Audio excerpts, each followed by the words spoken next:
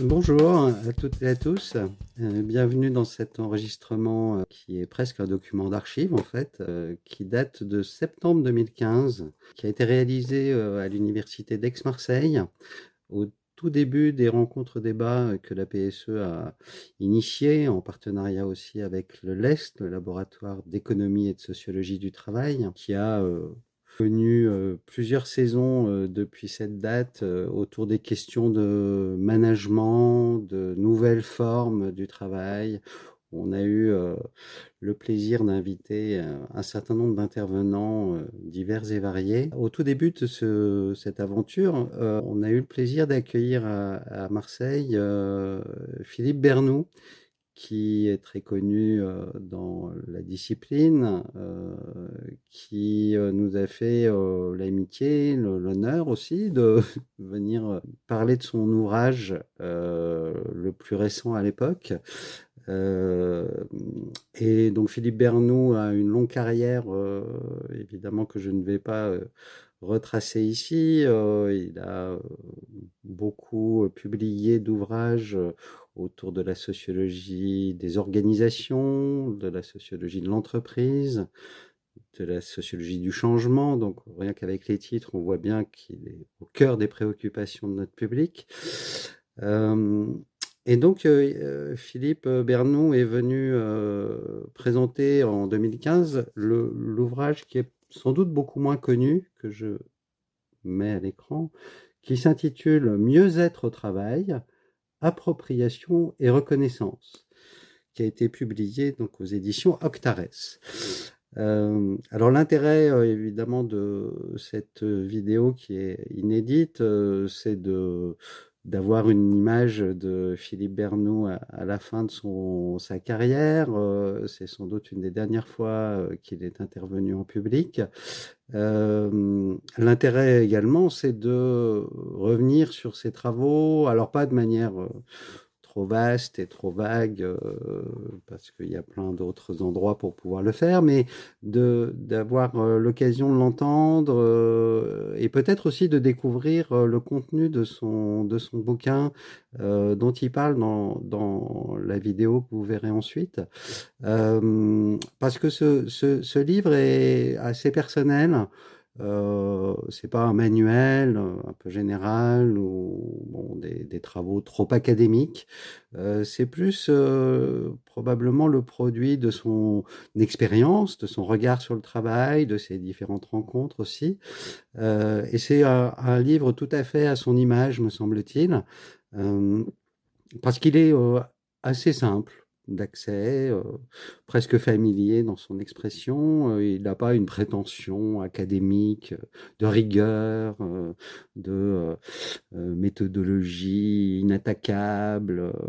C'est pas forcément l'objet du bouquin. Le bouquin consiste plutôt à donner quelques pistes, à la fois de réflexion, mais aussi d'action, sur la question éminemment, éminemment traitée, éminemment compliquée aussi, évidemment, du mieux-être au travail, de la qualité de vie au travail. Bon, euh, la question des dénominations est un autre sujet.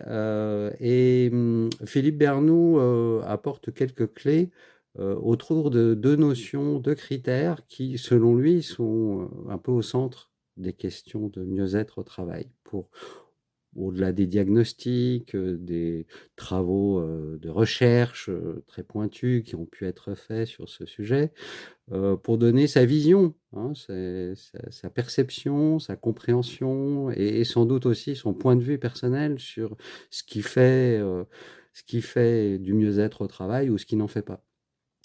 Donc dans le livre, je me permets de l'expliquer avant d'écouter et de regarder la rencontre débat avec Philippe Bernoux, parce qu'il finalement il ne l'explique pas de manière trop détaillée.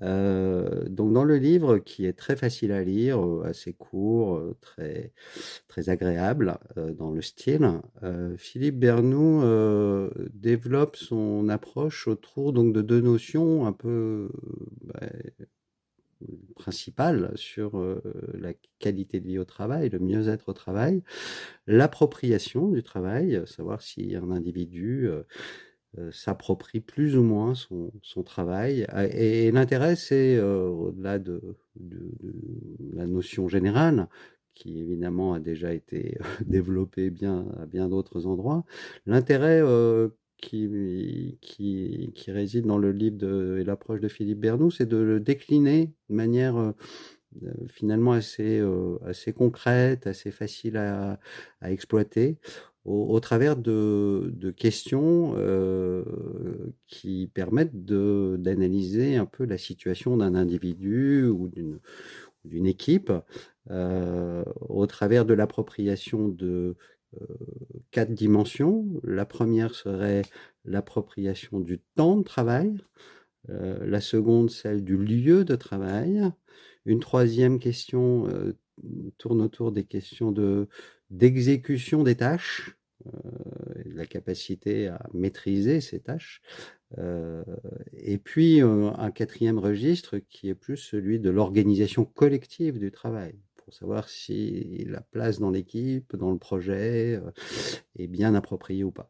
Alors, expliquer comme ça de manière aussi rapide, évidemment, on a envie d'en savoir plus. Bah, pour le faire, il faut lire le bouquin. Le deuxième critère fonctionne aussi sur le même registre, hein. La question de la reconnaissance, elle se décline selon Philippe Bernoux de 4 manières également. La reconnaissance de l'individu, savoir reconnaître les personnes en tant que telles. La reconnaissance des efforts, la reconnaissance des compétences et in fine, mais in fine seulement, la reconnaissance des résultats. Et donc, je cite ces quatre critères tant sur les deux principales notions. Donc finalement, ça nous fait 8 questions à se poser. Parce que il me semble tout à fait intéressant, pas forcément pour les gens qui font évidemment de la recherche très pointue ou qui veulent de manière très approfondie s'investir dans un sujet et qui vont peut-être se poser ces questions, mais aller sans doute bien au-delà. En revanche, quand on est amené dans les organisations, qu'on soit à l'extérieur en tant que consultant, qu'on soit salarié à l'intérieur en tant que RH par exemple, comme c'est mon cas, il me semble que les grilles d'analyse apportées par Philippe Bernoux permettent de prendre un recul suffisant pour essayer de réfléchir à ce qui se joue, ce qui se passe dans les rapports de travail, dans ce qui est vécu par les personnes, mais ce qui est aussi plus ou moins attendu par le management, ce qui peut être aussi observé par des gens un peu plus périphériques. Bon, le travail, c'est quand même aussi un système, c'est pas qu'une expérience personnelle, individuelle. Donc ça permet de prendre ce recul et puis ça permet aussi de se poser des questions finalement assez opérationnelles, hein, sur est-ce que, tiens, sur tel sujet, à tel moment, sur tel projet de changement, de réorganisation, est-ce que les critères sont verts ou orange ou rouge? Je simplifie, mais c'est pour donner un peu une idée de manière sans doute finalement assez adapté au contexte des organisations d'aujourd'hui, hein, où le changement est permanent, où il y en a plein à gérer en même temps, de finalement avoir des grilles de lecture qui ne soient pas dans l'outillage, je dirais, de la mécanique habituelle, du conseil, en gestion du changement, en conduite du changement, etc., mais plutôt dans des questionnements assez pragmatiques, assez efficace pour essayer de comprendre ce qui se passe et essayer d'améliorer ce qui peut l'être. En tout cas, je peux dire de mon expérience personnelle que c'est une analyse des grilles de lecture que j'ai, par exemple, utilisée sur le sujet du télétravail, qui fonctionne assez bien. Et à mon avis, il y a plein d'autres sujets où le bouquin de Philippe Bernoux pourrait tout à fait être intéressant au-delà de la discipline stricte de la sociologie, par des gens qui pratiquent de l'analyse de ce qui se passe dans les entreprises en général, tout en s'appuyant hein, sur des techniques, des méthodes, un regard sociologique à part entière. Donc, je vous souhaite une excellente écoute de cette conférence qui a été malheureusement enregistrée avec des moyens et une technique un peu défaillante. Donc, on va retrouver Philippe Bernoux un peu au début quand même de son intervention. Bon, il a fait une introduction un peu historique sur ses travaux, sur l'analyse et la critique du taylorisme, je vais le dire de manière aussi brutale que ça. Donc on le retrouve à ce moment-là, et puis vous verrez qu'à la fin, Philippe Bernoux nous laisse un petit mot de sa vision d'une utopie du travail. Donc je vous laisse en sa compagnie et je vous dis à très bientôt. Ils viennent chez moi que pour revendiquer fric.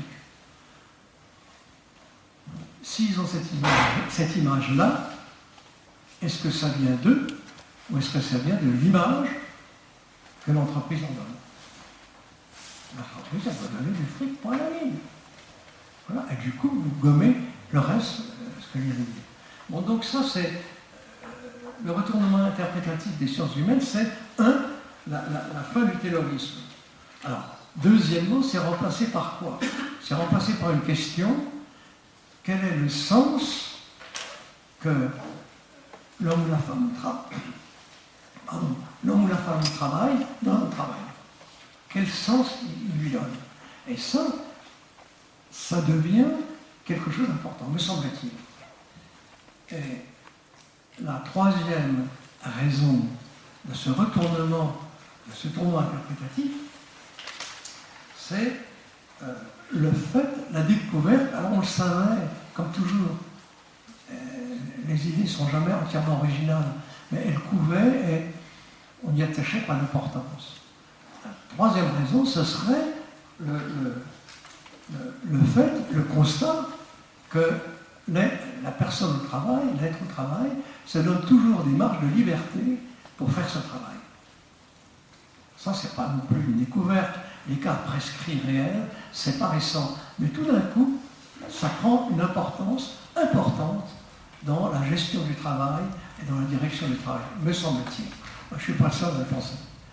Et du coup, ces marges de liberté, comment les interpréter? Et c'est là que ce que j'essaie de dire, c'est appropriation, reconnaissance.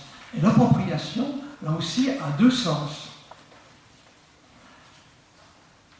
C'est le sens qui repose sur les cas prescrits réels. Voilà, je m'approprie mon travail parce qu'on me donne des prescriptions pour le faire et que je pense avoir raison et je pratique un écart par rapport à ces prescriptions. Et dans un univers où les prescriptions sont de plus en plus nombreuses. Ça commence par les lois. On accumule des lois à n'en plus finir, qui finissent par se contredire d'ailleurs.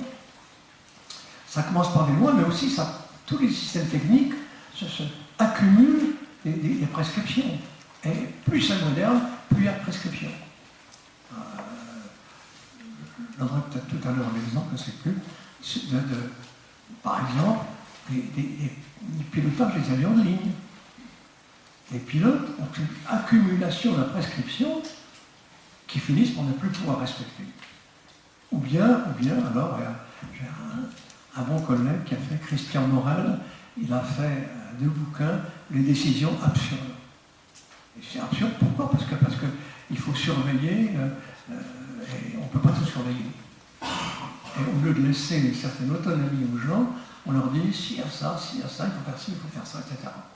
Et pour finir, alors, Christian Morel montre des décisions qui ont abouti à des accidents d'aviation énormes parce que les gens tout d'un coup se sont focalisés sur une prescription et ils n'ont pas fait attention au reste. L'exemple classique, c'est que c'est plus sur quoi ils se penchent et finalement l'avion tourne au-dessus du terrain d'aviation, de l'aéroport pendant presque 1 heure. Et au bout d'1 heure, il s'écrase parce qu'il n'y a plus assez d'essence. Voilà. Alors que les gars étaient focalisés, ils ne savaient pas trop si le terrain d'atterrissage était sorti ou pas. Ah, ils passent leur temps à bricoler ça, mais ils ont des prescriptions en ligne. Et pour finir, la chose la plus simple, il n'y a plus d'essence et l'avion s'écrase. À 5 km de l'aéroport. Bon. Alors, j'ai dit, il y a deux significations à la propagation. La première, c'est l'écart prescrit réel. On vous dit de faire un truc, mais on ne peut pas le faire. C'est pas possible. Ou bien, par exemple, dans les centrales atomiques, comment dire, les gens, on est toute personne qui travaille dedans, l'ingénieur en chef jusqu'à l'ouvrier, il sait ce qu'il doit faire. C'est prescrit. Il ne doit pas faire ce qui n'est pas prescrit. Et quand l'ouvrier passe, alors il faut pour accéder à la centrale, il faut presque une heure pour s'habiller, etc. Et quand le gars qui est dedans s'aperçoit qu'il y a un boulon qui est mal serré, il ne doit pas le faire. C'est pas à lui de le faire. Et s'il le fait, il fait quelque chose que théoriquement il ne sait pas faire. Mais quand même, il donne un coup de clé pour serrer le boulon. Voilà. C'est absurde. C'est pas absurde. C'est pas absurde. Et le pire, c'est que sur ce modèle-là, les Français sont des bureaucrates, comme chacun sait, impénitents. Mais c'est les Américains qui sont plus rigoureux que nous. Si l'ouvrier fait ça, eh bien il fait le boulot d'un autre.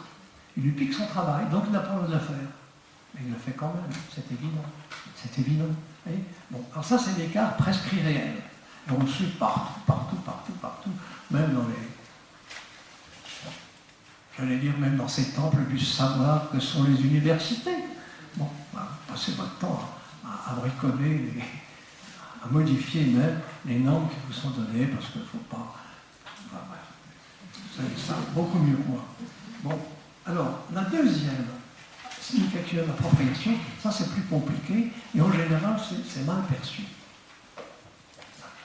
C'est mal perçu, c'est pas que ce soit mauvais, mais on perçoit mal.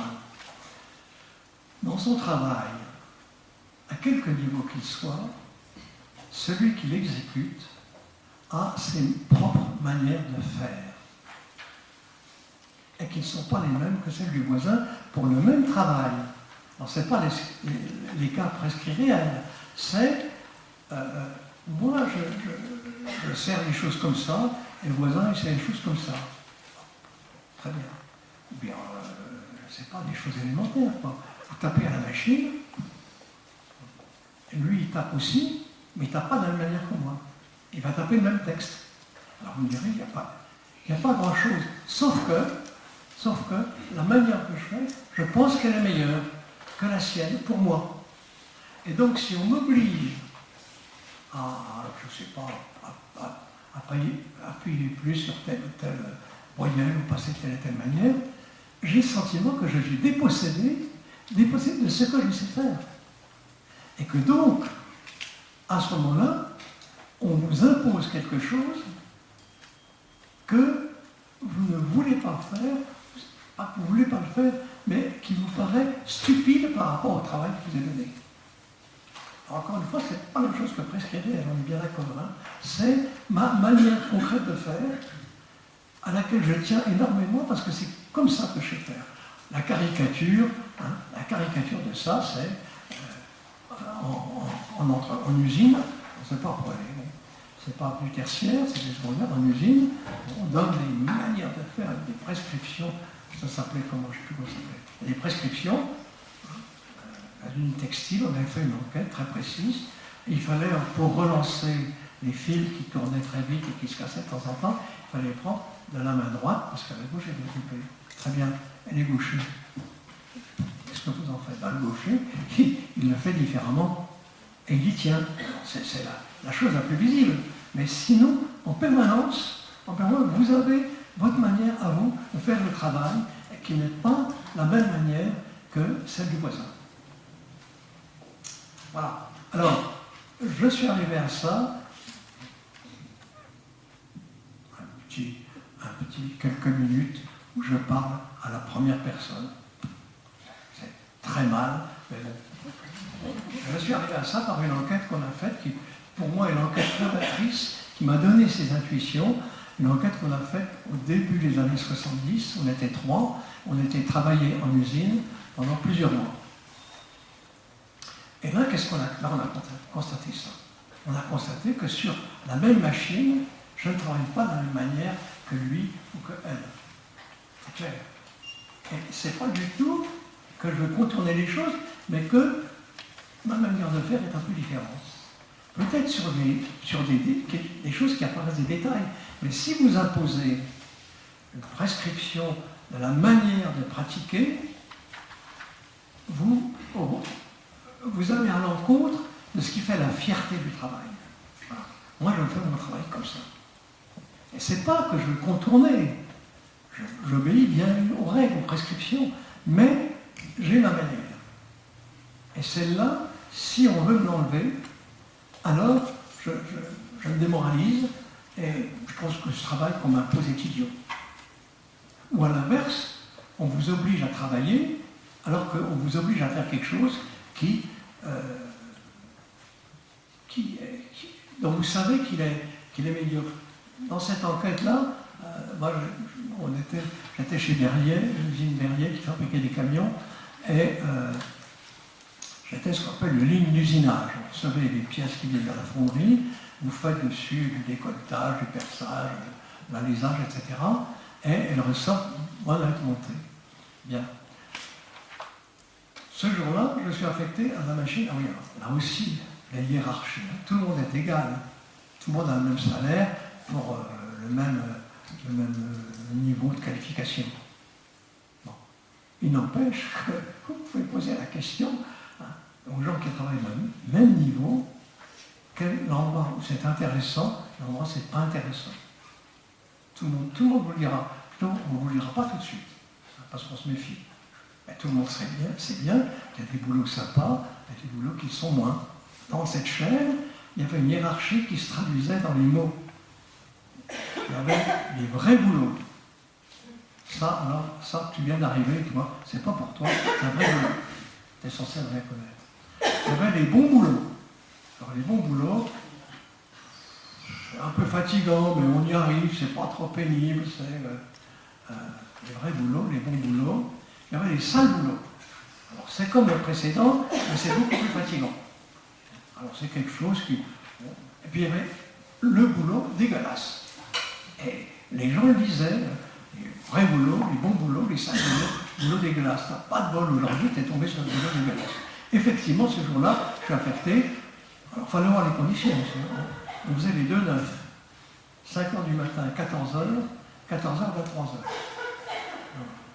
Allez avoir une relation sociale avec un système pareil. J'arrive, alors j'étais sur la tarodeuse. La machine dégueulasse, c'était la tarodeuse. La tarodeuse, c'est un pas de vis à l'intérieur d'un trou qui a été préalablement percé. J'arrive sur la machine et puis je commence, alors première pièce, puis on a un nom m'échappe, on avait un truc qui permet de vérifier. Pardon ? Non, pas un circuit, non. Ça on reviendra. Vous le mettez dans un sens, ça doit passer, dans l'autre, ça doit pas passer. Voilà, c'est simple.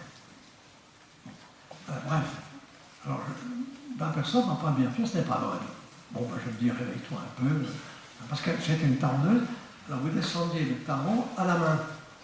Donc si vous partez trop fort, pas assez fort, faites un petit coup de main. Donc je me dis, ben, ce matin je suis mal réveillé, deuxième pièce, troisième pièce, quatrième pièce, cinquième pièce, merde.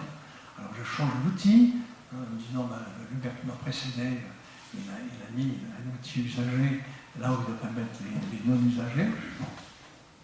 Ça dure une demi-heure, toutes les pièces étaient mauvaises.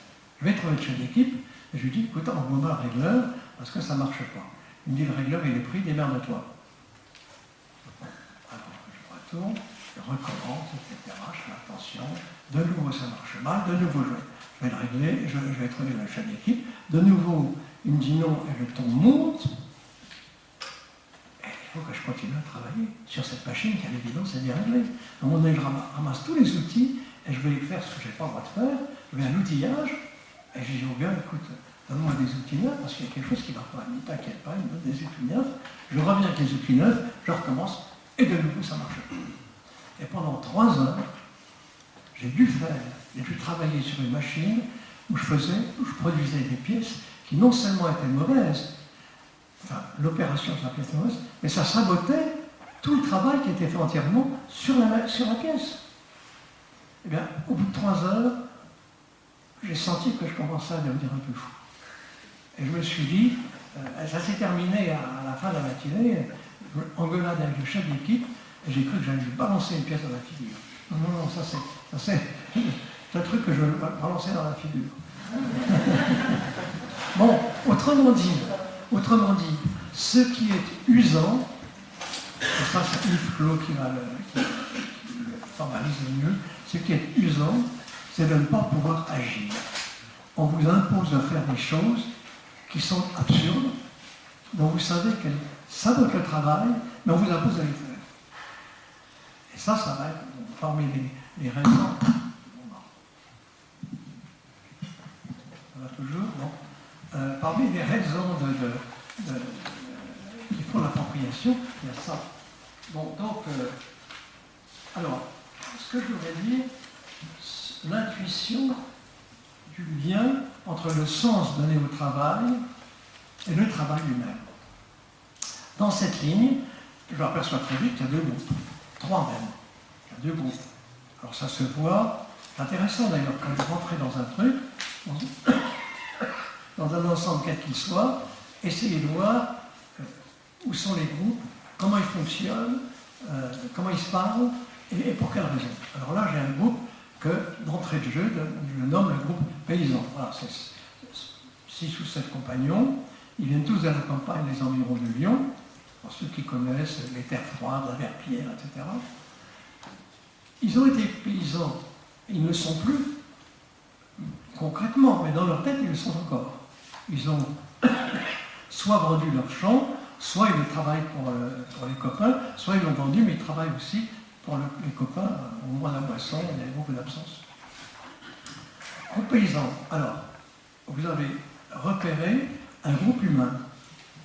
Comment est-ce qu'ils travaillent concrètement? Alors, on s'aperçoit que c'est des gens qui sont soumis, il faut faire ça, on le fait, le chef a dit que, etc. Ils sont soumis et ils sont un peu fatalistes, enfin bon. À l'autre opposé, il y a un groupe que j'appelle le groupe ouvrier. Alors ceux-là, ils sont nés en ville, ils habitent la ville, ils fonctionnent sur un modèle de participation contestataire. Ils s'intéressent au travail qu'il fait, à l'organisation du travail, alors que les paysans s'en foutaient complètement. On a dit qu'il fallait faire comme ça, on fait comme ça, on a la nuit. Les autres disent, attends, mais t'as vu sur quelle machine il faut travailler? C'est pas possible, c'est le bordel ici. Et puis au milieu, vous avez 6 ou 7 jeunes Tunisiens qui viennent d'arriver, et ils ne savent pas ce que c'est que le travail. Alors, ils se mettent de quel côté? Ils se mettent du côté du groupe paysan, parce qu'eux-mêmes viennent de la campagne en Tunisie. Bon. Alors, est-ce qu'on peut passer d'un groupe à un autre? Ça, c'est important. Et comment on va le faire? Alors, je m'étais lié un peu d'amitié, enfin de bonne fréquentation avec un jeune Tunisien. Et cette semaine-là, il a accepté de faire la nuit. Berlin a beaucoup de travail à ce moment-là. On demande des volontaires de faire la nuit, des volontaires de faire la nuit. Moi, je suis du matin. Alors, il arrive à 8h du soir, je crois. Enfin bref, et il part à 6h du matin. Donc moi, j'arrive à 5h. Enfin, nous arrivons à 5h, l'équipe du matin. Donc, on a 1 heure de recouvrement. Alors, je rentre dans l'atelier, je regarde arriver mon copain tunisien, et puis finalement, je le trouve assis au pied d'une machine en train de lire un bouquin. Il est 5h du matin. Il a passé la nuit à travailler et lire un bouquin le matin. Alors, je m'approche dans une bande dessinée, etc. Pas du tout. C'était un bouquin de mécanique. Je lui dis, attends, il y a quelque chose qui ne va pas là. Tu as passé la nuit à bosser, et à 5h du matin, tu lis un livre de mécanique. Et il me dit, moi maintenant j'ai compris, je ne veux plus retourner en Tunisie. Alors il travaillait sur le modèle des paysans, des 10 paysans. Je ne veux plus retourner en Tunisie, je veux rester à Lyon, parce que c'est mieux à Lyon. Avant, ils me disaient, à Lyon, vous êtes tous racistes, c'est pas possible, les bougnoules, c'est ça, les bougnoules, vous êtes traités de bougnoules, etc. Et là, il me dit, j'ai compris, et à partir, je retournais en Tunisie, je restais à Lyon, et à partir de ce moment-là, il change complètement de comportement. Il passe du groupe paysan au groupe ouvrier. Et je m'aperçois que ma classification ouvrier-paysan, alors ça c'est intéressant, chaque fois que vous êtes dans le jeu, méfiez-vous, il faut au moins 2 mois pour comprendre. Avant, on ne comprend pas. Alors avant, je dis paysan-ouvrier, et je m'aperçois que ce n'est pas vrai. Ce n'est pas paysan-ouvrier, c'est personne en mobilité ou personne sans mobilité. Les paysans sont des gens qui veulent, ils sont très bien là où ils sont, ils font quelque chose de bon boulot et de sale boulot, mais ils sont bien, ils connaissent leur machine, ils font leur truc, personne ne les emmène. Ils ne veulent pas, ils veulent rester au reste toute leur vie. Les gens du groupe que je dis appelés ouvriers, c'est des gens qui ont des projets de mobilité professionnelle. Et je comprends ça parce que le Tunisien, avec lequel j'étais un peu lié, à partir du moment où il décide de rester à Lyon, à partir du moment où il décide de faire le P1, de préparer l'examen de professionnel, première échelon, qu'on pouvait passer quand on était au Ouest, il change de comportement. Autrement dit, le sens qu'il donne à son travail, qui était purement instrumental, matériel, alors que là, il devient un travail plus intéressant qui va mettre en mobilité, ce sens change, c'est que le comportement change à partir du moment où il donne un sens différent. Il était dans le modèle paysan, il fait son boulot, et puis c'est bien, il gagne sa vie, puis voilà. Et puis il passe dans le groupe ouvrier, et là, tout d'un coup, il veut monter à l'intérieur, et il adopte les comportements du monde ouvrier. Autrement dit, c'est le sens qu'il donnait à sa présence dans l'usine qui fait changer de comportement. Et pour ceux d'entre vous qui ont fait un petit peu de sociologie, on peut dire qu'il est passé d'un modèle durkheimien, des groupes sociaux, et là, un groupe social, à un modèle weberien, je donne un sens au travail que je fais. Voilà. Donc c'est ce que j'ai voulu dire, un peu c'est ça, mais je vais en dire 2 fois plus. Qu'est-ce que je fais? Accélérer, plus vite. Oui, j'ai insisté là-dessus parce que ça me semble tout à fait intéressant et pertinent. On voit quelqu'un qui donne un sens différent à son travail et il change de comportement. Alors ça, j'ai donné cet exemple parce que ça m'a frappé. À partir du moment où vous décidez, vous avez une autre idée du travail que vous faites, vous changez vos comportements. Alors, vous voyez, pour les RH, valoriser le sens que les gens donnent à leur travail, ça les fait changer de comportement. Bon, alors, rapidement, comment on interprète ça? Alors, schématiquement, il y a plusieurs interprétations. Il y a, la nature humaine. Il y a des gens qui sont paresseux et d'autres qui ne le sont pas. Et vous avez entendu parler de la pyramide de Maslow? Oui. Eh bien, c'est une abomination. Une abomination. C'est mon ennemi personnel. C'est pas sérieux. C'est pas sérieux. Dire que les gens travaillent d'abord pour du fric. Vous avez choisi la gestion pour du fric. Pourquoi pas la psycho, l'économie, etc. On ne travaille pas que pour ça, c'est évident. La pyramide de Maslow, je veux bien, la condition que ce soit une forme ronde et entourée de savon. Dès que vous l'attrapez, ça change. Elle fout le camp. Bon. Abominable, la pyramide de Maslow, la pire des choses, et ça continue à être enseigné. Ça, je ne comprends pas. Tu m'arrêtes parce que sans ça. Alors, ça, c'est l'interprétation croziérienne. Michel Crozier, ça vous dit quelque chose. Bon. Michel Crozier, dans l'acteur et le système, il dit l'organisation de l'entreprise, c'est du pouvoir. C'est fondé sur la volonté d'imposer son pouvoir aux autres. C'est vrai, et en même temps, c'est complètement faux. Parce que ce que je crois, c'est que le pouvoir, c'est la partie émergée de l'iceberg, et que dessous, il y a un conflit, non pas de pouvoir, de recherche de pouvoir, mais un conflit de rationalité. Je suis directeur de la production, et les études veulent m'imposer une machine. Alors on va se bagarrer. C'est une bagarre de pouvoir. Et derrière ça, il y a quoi? Il y a les études qui voient la machine d'une certaine manière, et moi, la production, je vois la machine d'une autre manière. Et le regard que je porte sur le travail, la rationalité, elles sont complètement différentes. Ce qui m'a frappé dans toutes mes entreprises, de toutes mes enquêtes en entreprise, c'est le fait que les gens ne se battent pas pour avoir le pouvoir, ils se battent pour défendre leur point de vue, leur manière de faire. Ok. Ensuite, l'interprétation identitaire, bon, je passe rapidement sur le fait que, effectivement, en m'affirmant, j'affirme mon identité, et l'identité, elle est par rapport au groupe. Je suis, moi, je ne sais pas, le meilleur, ou bien je représente la production, etc. Et donc c'est une relation de groupe, ce n'est pas une relation à moi proprement dite. Pour l'interprétation, je trouve l'interprétation la plus pertinente, je vais passer rapidement maintenant, c'est celle du pouvoir d'agir. Yves Clos, si ça vous dit quelque chose, Yves Clos, CLOT, il faut lire Travail et pouvoir d'agir. Quand vous aurez lu ça, ça c'est d'abord ça. Bon, je crois que rejet de l'imposition des gestes, alors là on est pile sur l'affaire de l'appropriation, rejet de l'imposition des gestes, c'est la source de fatigue la plus importante. Ce qu'on me demande sur ma machine qui marche mal, c'est pas plus fatigant que d'habitude.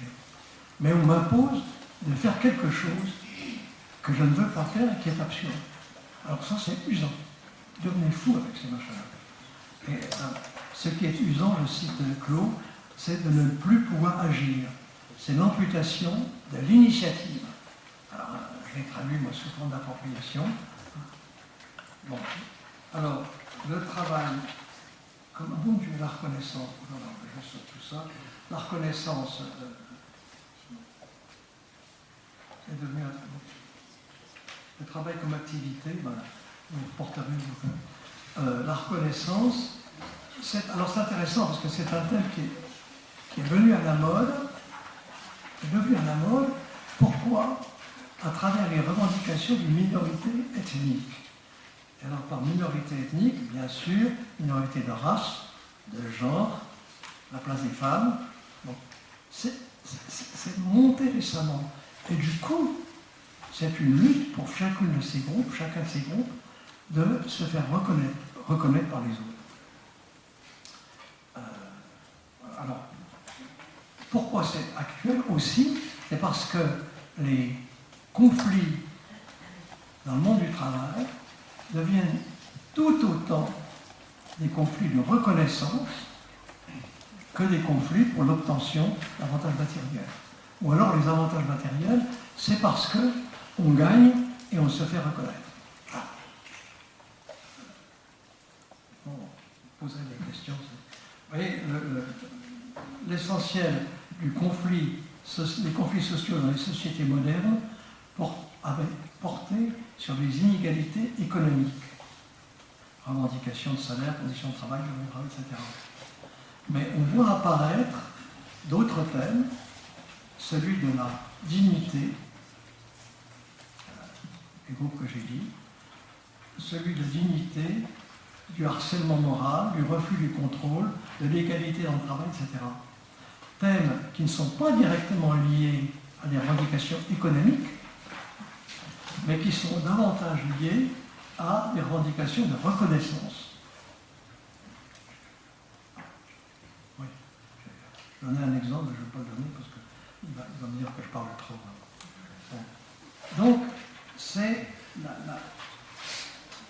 la reconnaissance non plus qui porte sur les inégalités de reconnaissance dans les groupes sociaux. Alors, dans la reconnaissance, j'ai distingué deux choses. La reconnaissance pour soi et la reconnaissance par les autres. La reconnaissance pour soi, c'est la fierté de faire le travail. Je suis fier du boulot que je fais. Alors là, c'est pour moi. Bien entendu, lié à ça, il y a la reconnaissance par les autres, qui me disent, là, tu as fait un bon truc. Il va me dire tout à l'heure, vous avez fait une bonne conférence. Je ne suis pas sûr, il dira ça par gentillesse.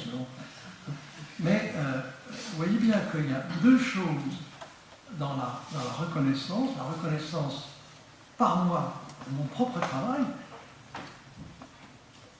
Hier, oui, non, oui, c'est ou ce matin, je ne sais plus, on a été visiter, comment ça s'appelle, ici, l'ancienne école de musique à Aix, qui est maintenant un petit salon, l'hôtel de Caumont. Il y a un petit film sur Cézanne qui est remarquable, moi j'ai trouvé remarquable, dans lequel il raconte un peu sa vie, et pendant longtemps il n'a pas été reconnu du tout. Hein, mais il était fier de son travail, même si ce travail n'était pas reconnu. Il y a un décalage.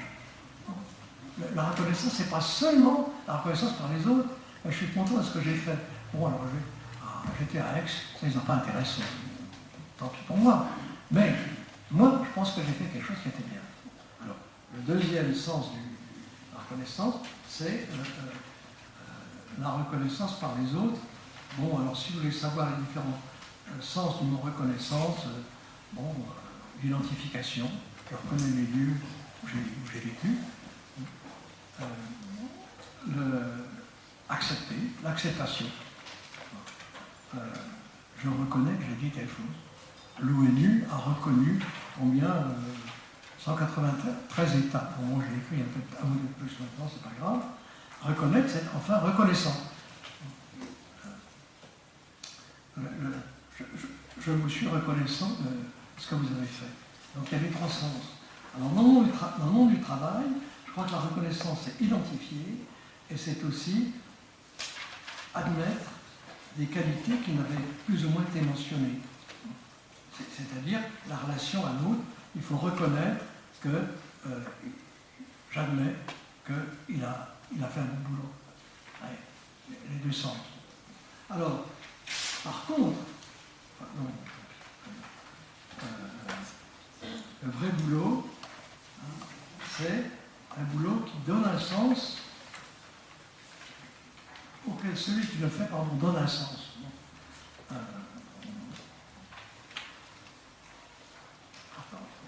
La reconnaissance par les autres, j'en ai dit assez. Alors, on passe à la conclusion, cher ami.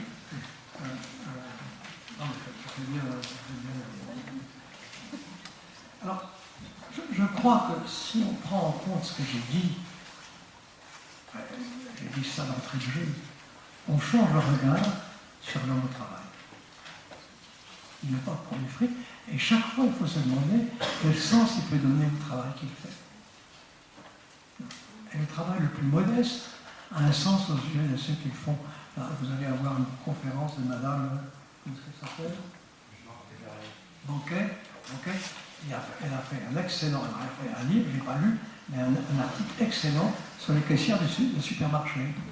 Rien de plus con que le travail de caissière. Bon, ça fait tant. Eh bien, quand on fait l'enquête, on découvre qu'elle donne un sens à ce qu'elles font. Donne un sens, c'est valable, c'est important, ça crée des relations. Alors vous passez, moi je ne vais pas trop souvent au supermarché. Je ne dis pas à qui je laisse le soin de le faire. Mais c'est clair qu'elles reconnaissent leurs clients. Et, ah oui, ça va, très bien, le petit dernier, bon, voilà. Et tout ça, ça donne un sens. Je crois qu'on ne peut pas juger un travail uniquement à travers la manière qu'on a de le trouver médiocre, etc. La personne qui fait, on dit récemment, la personne qui colle le numéro d'un Peugeot est toujours un numéro 2008, 3007, je ne sais pas quoi. Bon, il y a personne qui passe sa journée à faire ça. Mais je ne peux pas dire que c'est un travail idiot tant que je n'ai pas interviewé. Parce que nous portons, nous intellectuels, etc., hommes lancés dans le maelstrom de la société, nous portons un jugement à partir de ce que nous sommes. Mais vous n'avez pas le droit de dire que c'est un boulot idiot tant que vous n'avez pas demandé à la personne qui l'a fait. Et donc, vous avez, si vous êtes en situation de responsabilité, vous avez à valoriser le sens du travail. Alors, donc, prendre en compte appropriation et reconnaissance, voilà, je vais me lire parce que sans ça, je rentrerai de nouveau, je raconterai de nouveau des histoires et je me ferai rigoler. Le mot travail, à prendre en compte appropriation et reconnaissance, c'est changer le regard sur l'homme au travail, sur l'être humain au travail.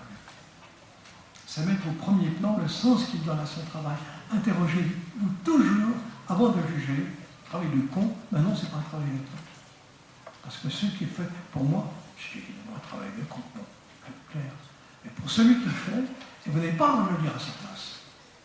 C'est pas forcément un travail de con. Et donc, si je peux agir sur ce travail, quel sens lui donner, autre qu'un sens instrumental, je ne crois pas instrumental le salaire.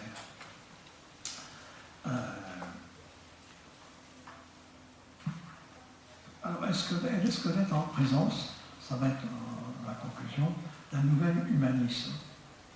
Un collègue a présenté ces deux théories, il parlait d'un nouvel humanisme.